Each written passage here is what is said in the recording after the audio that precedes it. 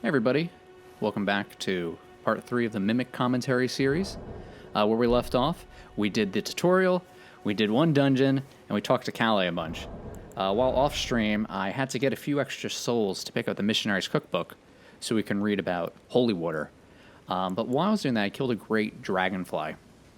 And what I found interesting about this item is that it says that it's long believed to have the ability to neutralize poisons. And if you've played Elden Ring before, you know a little bit about poisons, rot, and insects. So we're going to be tying in, when we think about insects, thanks to the Great Dragonfly Head, we're going to start thinking about poisons. So we're already seeing a little bit of foreshadowing. And then I also missed an item while I was in the catacombs, and that was the Grave Violet, a purple flower that blooms in graveyards, the hue of ghost flame. It's believed to be useful in calling forth spirits. So, Ghost Flame is purple. It's good for calling forth spirits. Purple is the mixture of red and blue. Our health bars are red and blue, physical and perhaps spiritual. So, we could see where Ghost Flame is getting its hue, being that it's close to death in its necessity. And I just wanted to bring up again the Grave Glovewort and the Ghost Glovewort, that we see spirits being called to the Grave Glovewort, and that is what makes them different. I think I also missed talking about the smithing stone that we pick up over here. Stone used to smith a variety of armaments, a shard found in plenty. Smithing stone is found throughout the lands between, and mining galleries built to excavate it can be found everywhere. We bought the Missionary's Cookbook from Kalé, and just as a reminder, it's a record of crafting techniques left by a man who, unable to become a finger maiden, instead became a missionary and went forth to spread holy teachings. So by looking what it makes, we get the holy water pots. We can see that it's a cracked pot made with mushrooms and tarnished golden sunflower. Highly effective against those who live in death. Craftable item prepared using a cracked pot. Enchanted by incantations of the Golden Order. So we know that Finger Maidens are part of the Golden Order, thanks to this. And we also remember from Melina at the very beginning of the game that a tarnish standing before the Elden Ring will violate the Golden Order. Highly effective against those who live in death, even preventing them from rising again. The Golden Order has no mercy for those who trespass beyond life's bounds. So we come back to life, thanks to grace and the stakes of Marika, and we're tarnished. So we're kind of seeing that coming back to life is outside of life's bounds, those who live in death, but we aren't those who live in death. We are tarnished. Hopefully we get more information soon about what exactly those are and why the Golden Order holds no mercy for them. Before we move forward, let's see if Kalé has anything else to say. Wait, weren't you... Well, you're back. Okay. When we have the opportunity, we need to buy these crackpots, and then perhaps we can buy these chains armors and gauntlets. Others of my people who yet survive in these lands. If the mood takes you when you meet one, then offer them some trade, won't you? My people, wanderers all have long been spurned by the grace of gold, which is why we cannot settle, but instead are forced into this pitiful, unceasing journey. But thanks to that, things are not so different for us now, though the Elden Ring is shattered. I think this makes us kindred spirits of sorts. Your people, the Tarnished, and mine. So Kalé is part of some nomadic class that is spurned by grace and by the Golden Order, and because of that, he sees kindred among us, the Tarnished, and him, the merchants. We have tarnished eyes, meaning a lack of luster, and he has these yellow eyes. Perhaps you don't need to hear this, but see that no harm comes to my kin. We have a saying, we wanderers, lament not your solitude. Expect no sympathy, no regard, nothing. But if anyone dares harm us, show them no mercy. That is our code, so to speak. Just the way we are, deeply We also get a little more insight into the culture of his people.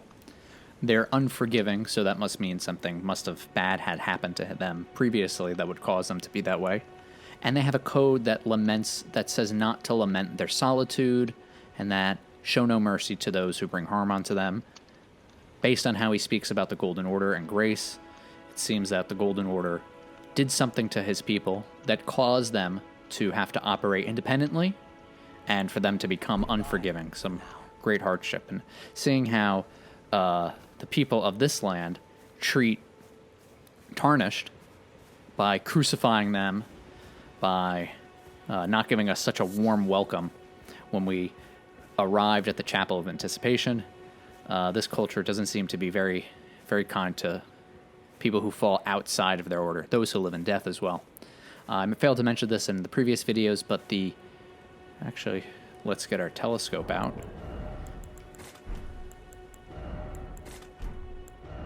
Hopefully the LOD loads in. You can kind of see it. It's a headless man of some sort holding a dying figure, and they are pointing towards the Erd Tree. We'll see if that means anything later, but being that was a grave site, and we learned about Erd Tree burial, it must be another form of symbolism of showing returning to the Erd Tree roots. And I think this is also the first time we were able to see the moon.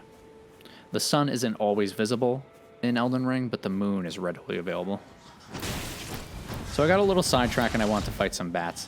And it was because the bats in this game drop golden runes of their own, which is interesting that these seemingly innocuous enemies are one of the primary sources that you can use in order to stockpile on runes.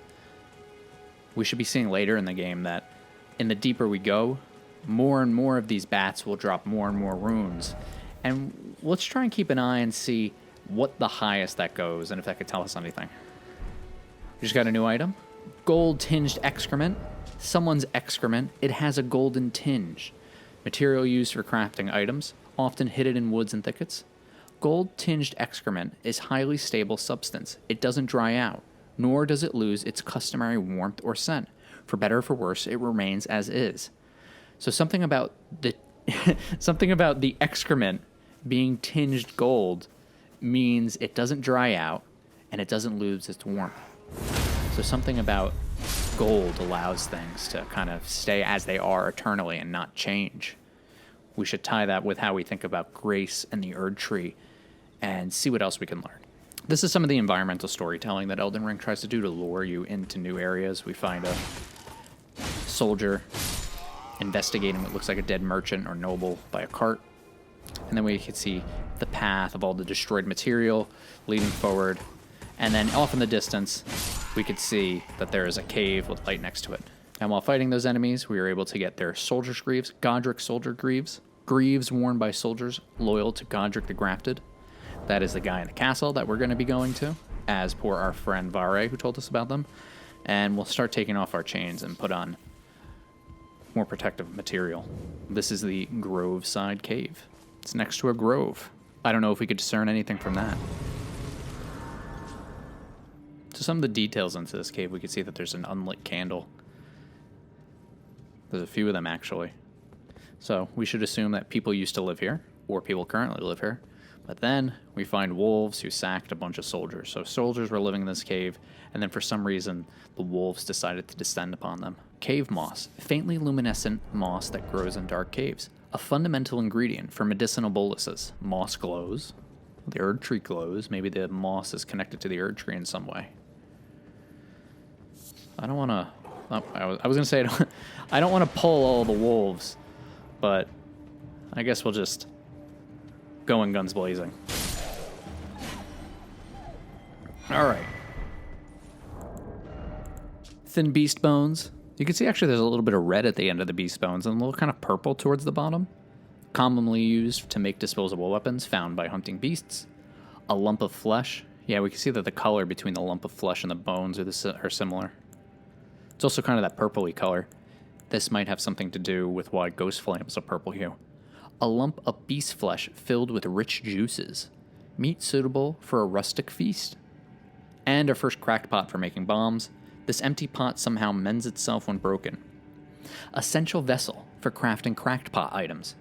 The materials and magic sealed within deploy their effects when the pot is thrown. Again, something about the pots being able to seal themselves after being destroyed is very interesting. what type of magic is used to create those things. Glowstone.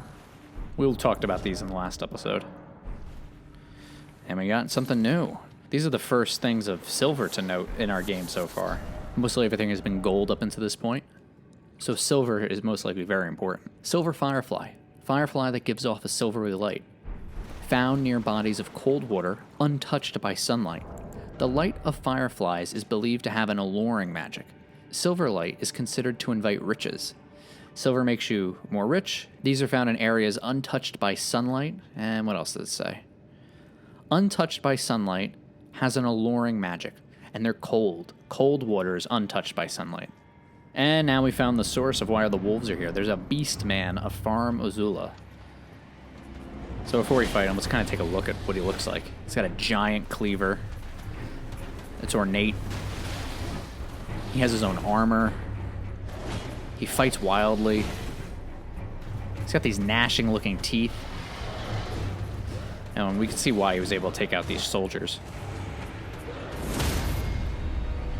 He also looks like he has a crown of some sort.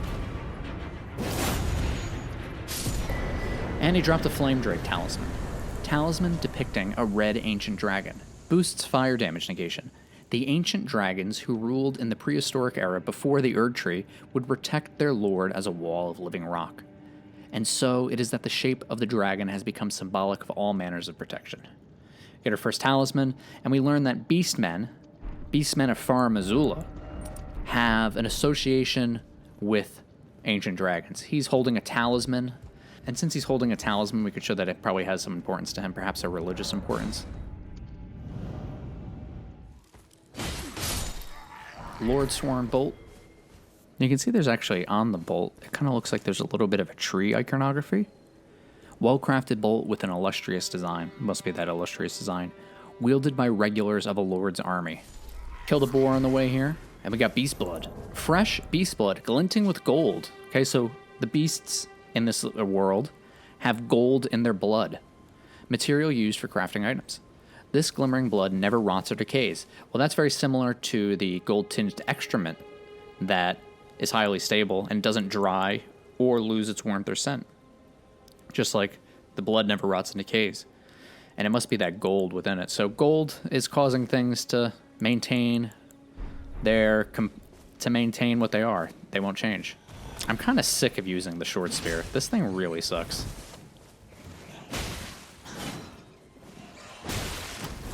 I hear clicking fighting the bats too. I wonder if it's supposed to be making a clicking sound. I guess that's supposed to be its sonar when the bats are clicking when you fight them. I've never noticed them before. It's kind of creepy. It would probably be smart to do some stealth because there is someone who will alert the enemies here, but we're just going to take it as is. These are the Gatefront ruins. They're ruins in front of a gate. It doesn't look like a village of sort. This looks like it's purely just for military, and not even just talking about the banners and the soldiers here, but just with the construction of the buildings. They don't look like they were made for people to be hanging out, or they don't look like they were made for just regular citizenry to be hanging out. I want to try not to do any fat rolling, but I want to make sure I have armor, so we're gonna forego our shield and just hold our short spear. It wouldn't be any ruins if it wasn't for treasure. So let's see what we got.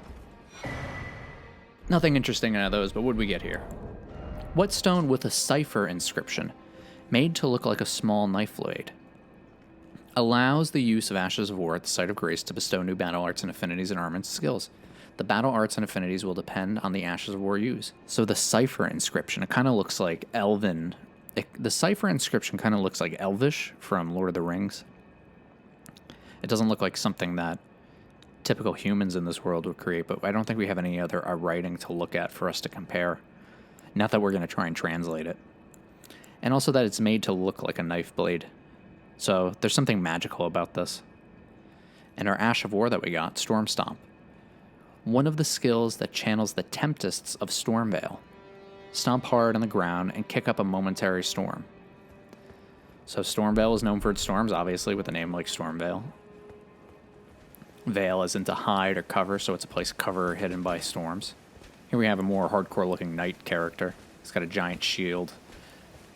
and imposing armor. We're actually going to try and farm these guys for their shield off camera because their shields have a lot of important information for us. I got ran through by that knight because the short spear is bad, and so am I. Something that's interesting about being revived in Elden Ring is that you were always revived during the day, except at the Chapel of Anticipation. It's always nighttime when you first spawn in. So we're going to try and see if day and night has anything to do with the revival factor. Grace is gold, and so is the daytime, so maybe it's something to do with the sun. Or maybe it has to do with the moon and the night sky. I was just being a little careless, and now everyone's after me, but we're going to try and take them on one at a time. It's usually just the tower shield guys that are really tough. I just wanted to bring up note that the runes that we have to pick up are little spectral golden trees, and they have this gold floating around it. I think throughout the game, or depending on how many runes you're holding when you die, that this might actually change what it looks like, so we're just going to have to keep an eye out for that. I think you start seeing more colors and the like when you have more runes on you, but I might just be making that up, so we'll see if that holds true later in the game. Got ourselves a flail. Can't use it, though. It's too heavy, and I don't have enough dexterity. How much dexterity do I need for these guys? 14. That's not bad. Before we picked up this item, let's just note that it's glowing. Almost kind of gold-like. It's green, though, but it's kind of luminescent. And this is our first herba. Evergreen leaves that give off a faint light. This very common medicinal plant can be found in thickets and elsewhere.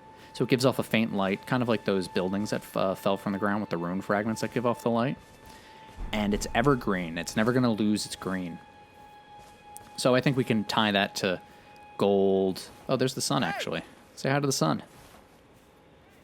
You don't really see it that often.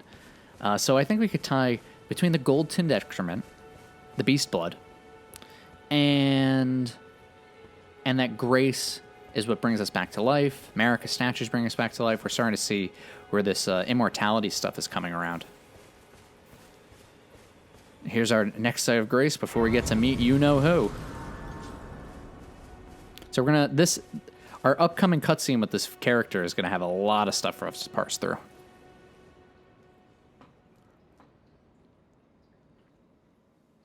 First, I want to take note that it goes to nighttime. If we remember earlier, we talked about how you revive during the day when you die, but you started the game at night. She comes out of this blue mist. And one thing that's really important to know is that she's hooded here, and it reminds me of those hooded statues of the man that we saw at the very beginning of the game. From beyond the fog. So I want us to keep in mind that when we first meet Melina, she has this hood covering her eyes, and we only see her mouth, very similar to the other statues. So we'll see if we can make a connection later, if that's important. And I also want to bring up to note here is that this is one of the few instances in the game where a character looks directly at the screen and tries to make eye contact with the player. I offer you an accord. She has one golden eye and then one kind of purpley eye marking Have you closing heard it. of the finger maidens? We have. They serve the two fingers, offering guidance and aid to the tarnished. We knew that already. But you, I am afraid, are maidenless. We also knew that. Thank you. I can play the role of maiden, Okay, so she can act as a maiden. turning runes She just into plays the strength role.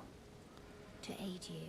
And in Maiden's search goal for the is to give us Elden Ring. runes into strength to search for the Elden Ring. Taking the runes that we have and then making our character more stronger. To the foot of the Erd tree. So first, you're given the option to refuse, but refusing her locks out the entirety of the game. You need to have Melina by your side to actually complete the game. So this is not really a choice. But it's showing us that it's giving us the opportunity to refuse her, which I just think is interesting, that it would even pretend like there's a chance to say no to her. She's asking to be our maiden, to turn runes into strength, but all we have to do is bring her to the Erd tree. I guess it might be wanting us to question, should we want to take her to the Erd tree? She is the one that gave us Flash. She came out on the horse, and she brought us back to life. She has that life-giving power, very similar to Marika. But first, we're going to refuse her. We're going to say no to most characters first on to see if they give us something interesting. A stranger. Yet I'm certain that we can reach an understanding. Summon me by grace, if you should reconsider.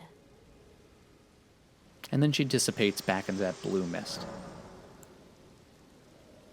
But we are going to reconsider her offer and accept it, because we know, thanks to our prophetic power, that without her, we can't go far. Have you reconsidered my offer? Then it's settled. Summon me by grace to turn runes into strength. Ah, another matter. I bequeath to you this ring. This ring gives us the legendary sound effect and the golden notification, the spectral steed whistle. Use it to traverse great distances. It will summon a spectral steed named Torrent. Torrent has chosen you. Treat him with respect. So the gold whistle that summons the spectral steed is who chose our character. So there's something important about this spectral steed, and that he decided to bring this woman to us, to bring her to the Erd Tree. So this spectral steed wants us to go to the Erd Tree. We're going to see what happens when we level up. Shall I turn your runes to strength? Let my hand rest upon you. For but a moment, share them with me. Your thoughts, your ambitions, the principles you would follow. So like a lot of the maidens in FromSoftware's games, they recite something when you go to level up. Mostly in first found in Demon Souls with the Maiden in Black. The first found with the Maiden in Black and Demon Souls, she would write something about being Slayer of Demons. In Dark Souls 2, the Emerald Herald would say her lines before you would level up, causing the bear seek lest meme. Dark Souls 3, the Firelink Shrine Maiden, she would recite something. I'm not sure if the doll in Bloodborne cites something, I don't remember right now. And I don't think there is anything similar in Sekiro. But she asks us to share with her our thoughts, our ambitions, the principles that we would follow, and then she will take the runes that we have and then make our bodies physically stronger. So by sharing our thoughts with her, and it looks like we're looking at our hands with her, but she's looking directly at us. So by knowing who we are, she's going to be able to make some determinations about us. We're sharing very intimate details with her, and in turn, she'll make us more powerful. We're going to give ourselves more dexterity so we can use those weapons that were from the Grafted Scion that we beat earlier. And if we don't remember, the Ornamental Straight Sword, ornamental, it's only for ornamentation, but people are using it to fight. Slender Straight Sword's pattern after an antique ornament. Superior swordsmen prefer to wield one in each hand. After falling from grace, the dregs of the golden lineage sought power and purpose in the past, and it has golden tempering, which imbues it with the holy essence. So let's see what that looks like. We get the Erd Tree sigil when it happens, and then we get these cool golden swords. We also got our Spectral Steed Whistle. A delicate goldwork ring can be used as a finger whistle, so someone had to have made this in order to summon Torrent. So without this whistle, would people be able to summon the Spectral Steed Torrent? Upon his death, the Spectral Steed can be summoned again, but doing so drains the Flask of Crimson Tears, so his power and his life is tied to the Flask of Crimson Tears in some way. And we blow into the whistle when we make a sound, we get Torrent. He kind of looks like a Highland calf found in Scotland, and there's some more Scottish and Gaelic things that we could find throughout Elden Ring that we'll talk about. He has two horns, kind of has like a goat eye. He's like a mix between a goat, a cow, and a horse, and he's got these horns. So we'll see if we find anything else that makes us think of Torrent. I also want to bring up that we have Miquella's Bewitching Branch, which is made of unalloyed gold. It has an incantation of unalloyed gold and shows a tree of a different nature than the golden tree, the golden Erd Tree that we're used to. So we'll start thinking about, maybe being able to make unalloyed gold makes them a great craftsman. You know, trying to tie, is this Mikola character tied to Torrent in any way? We don't know many characters yet, but we're going to try and tie characters to what we might think they're a part of. We have a few runes to spare, so we're going to go back to Kalé and buy some things, but I forgot to pick up the map fragment.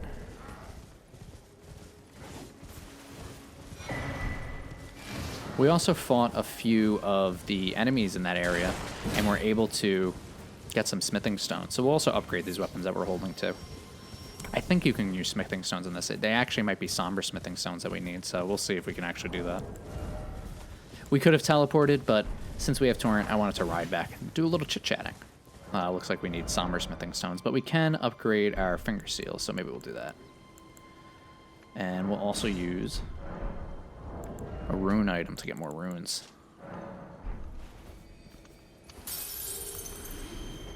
Wait, well, We need to buy the cracked pots. We need to buy these messages.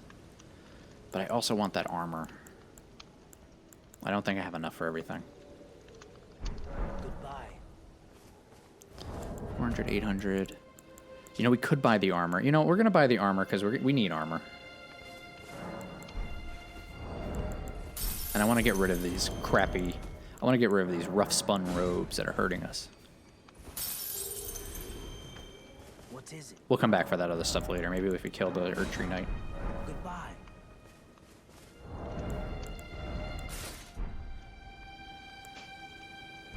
And we'll put our blindfold back on. But before we continue forward, let us sit and rest at the site of grace.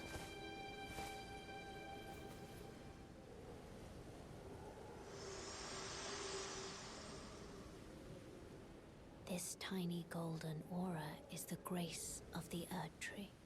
This light once shone in the eyes of your tarnished brethren, but now it is all that guides you. Or so I hear. You can see them, can't you? The rays of grace.